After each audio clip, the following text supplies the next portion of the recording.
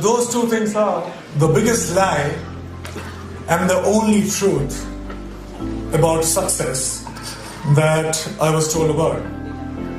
Now, the biggest lie was money plus recognition is equal to happiness, is equal to success.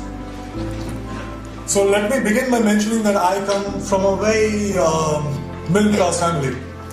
And when I was growing up, money was a big differentiator in my life. Also, in the 3 generations of my family that I know of, that are documented, nobody knew what fame felt like.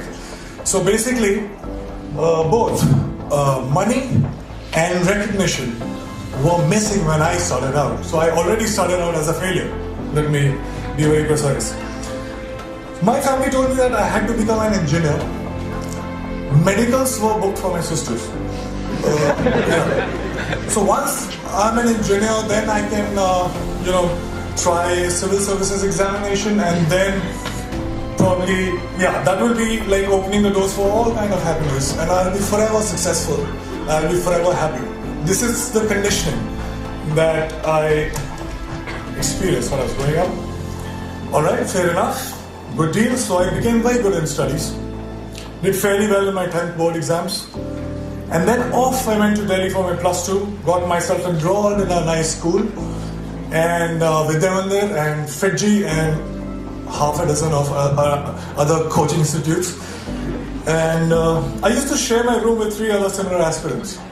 What it meant was, every day after finishing my assignments, school assignments, and preparing for my engineering entrance exam, I had to wash my clothes and I had to cook food for myself.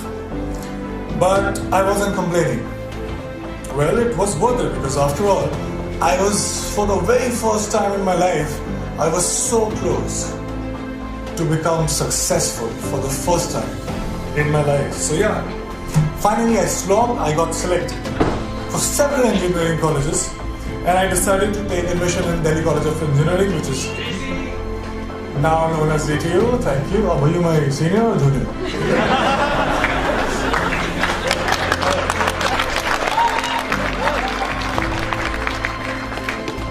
So there was a celebration like this in my family too.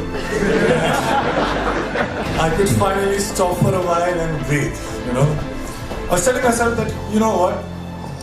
Now you have made it. You should be happy because you're supposed to be happy. But it wasn't working that much. Something was missing. There was a void that I could feel. So I thought maybe something bigger was required. For some reason, incessantly, while the first 18, 19 years of my life, the future me was much happier, much successful than the present me. So I was like, alright, fine. So I was forcing myself. As I promised, I started preparing for civil services examination, and I was forcing myself to slog, but I was bored. UPSC exams were still far away. In the meantime, I thought of doing theatre, and I thought to learn dance, because to counter the shyness that I still have, and also because there were no girls in my engineering college for some reason. I felt cheated, man. You slog so much, you crack the entrance exam and you find that there are no girls. So somebody told me that there are very good-looking girls in dance schools. So I was like, fine, I'll go there. And once I started with performing arts, I knew one thing for sure. I knew that I quite liked it. And 3 years later, imagine me sitting in the campus, and I'm thinking, alright, I'm very interested in performing arts, and all I want to do is to earn money and to be recognized. So if I become a movie star, I actually was very serious, and I dropped out of my college in the 3rd year, when I was just 2 semesters away from getting the degree, engineering degree. Came to Mumbai, got heavily into theatre and also other skills that I thought were necessary to become an actor. And by the way, this time I stayed with 6 other guys in a single room kitchen. But this time I was prepared for it. This time there was one difference. I was driven. My self-respect was at stake. My ex-college mates, one of them is sitting right here in black shirt, they thought that I was that disaster that folks in engineering and B schools should never become. So I had to prove a point to everybody. I had to prove a point to my family. Most importantly, I had to prove a point to myself. And this was the time when I was also a background dancer. So I was dancing behind all the possible stars that you can think of, Shah Rukh Khan, Shahid Kapoor, everybody.